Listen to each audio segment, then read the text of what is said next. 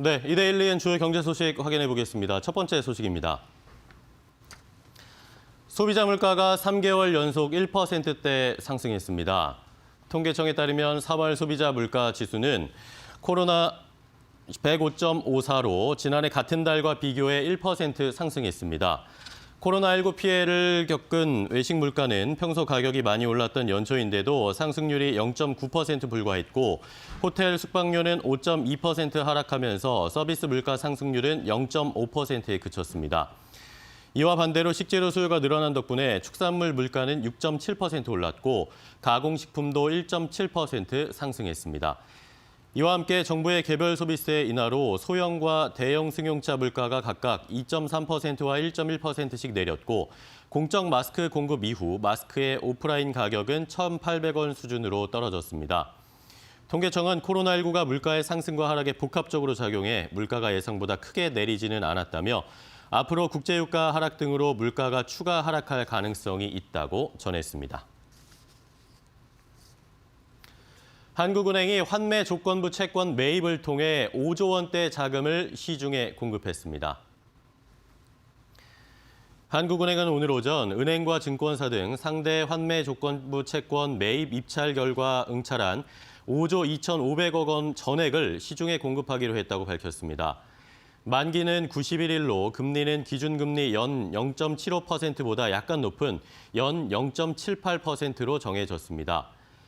한은금융통화위원회는 앞서 지난 26일 일정 금리로 시장의 자금 수요를 무제한 공급하기 위해 오는 6월까지 매주 화요일에 환매 조건부 채권을 사들이기로 했습니다.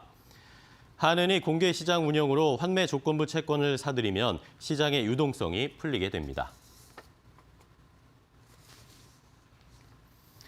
2분기 제조업체들의 체감 경기가 글로벌 금융위기 당시 수준까지 떨어진 것으로 나타났습니다.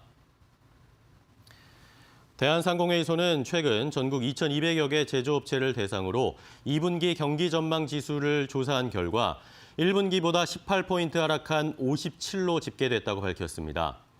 이는 글로벌 금융위기 직후인 2009년 1분기 경기 전망 지수 55에 근접한 수치며 낙폭 역시 당시 23포인트 이후 최대치입니다. 코로나19 확산으로 피해를 입었는지 묻는 질문에 응답 기업의 71%가 그렇다라고 답했고 내수 위축에 따른 매출 감소와 글로벌 수요 부진에 따른 수출 감소, 중국산 자재 조달의 어려움을 주요 원인으로 꼽았습니다. 코로나19 확산 여파로 중국을 제외한 현대 기아차의 모든 해외 공장 가동이 중단됩니다.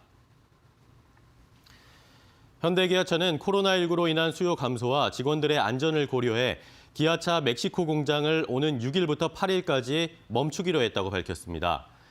이 공장은 부활절 휴가가 끝난 뒤인 13일부터 가동을 재개할 방침이라고 설명했습니다.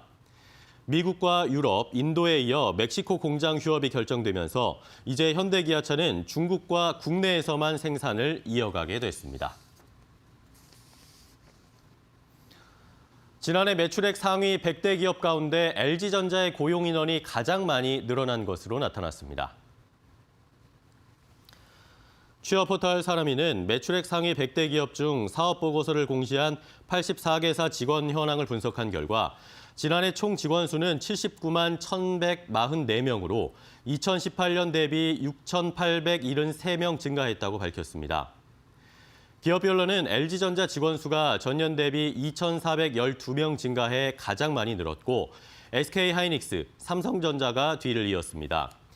현대트랜시스, LG화학도 직원 수가 1,000명대로 늘어 상위 10위 안에 들었습니다. 코로나19로 어려움을 겪고 있는 농가를 위한 친환경 농산물 특별전이 오늘부터 열흘 동안 열립니다. 한국친환경농업협회와 친환경농산물 의무자조금관리위원회는 오늘부터 서울 강남구 대치동 한살림 매장에서 친환경 농산물 소비 촉진 캠페인을 전개합니다. 이번 캠페인은 코로나19로 전국 초중고등학교 개학이 연기되고 학교 급식이 중단됨에 따라 어려움이 가중된 전국의 친환경 농가를 지원하기 위한 일환으로 마련됐습니다. 생산자와 소비자가 서로 나눔을 통해서 해결하는 그런 모습도 보이고 농가로 실질적인 그 팔로도 뜨이기 때문에 이번 행사를 통해서 앞으로 계속 다가올 어려움을 함께 풀어갈 수 있는 좋은 계기가 된 것 같습니다.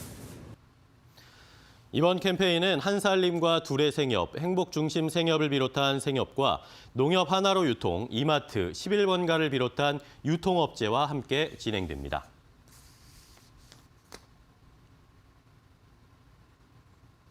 계속해서 간추린 소식입니다.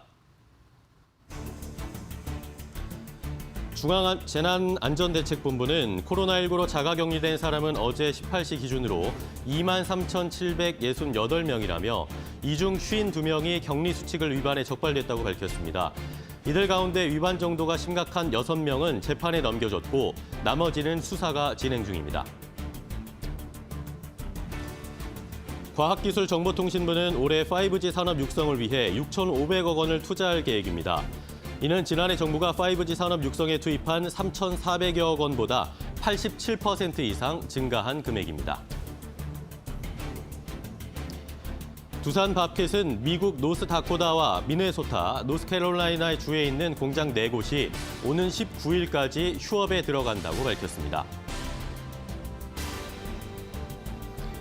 국내 최대 포털 네이버가 4.15 총선의 공식 선거운동이 시작되는 오늘부터 실시간 검색어 서비스를 일시 중단한다고 밝혔습니다. 이데일리엔 주요 경제 소식 확인해봤습니다.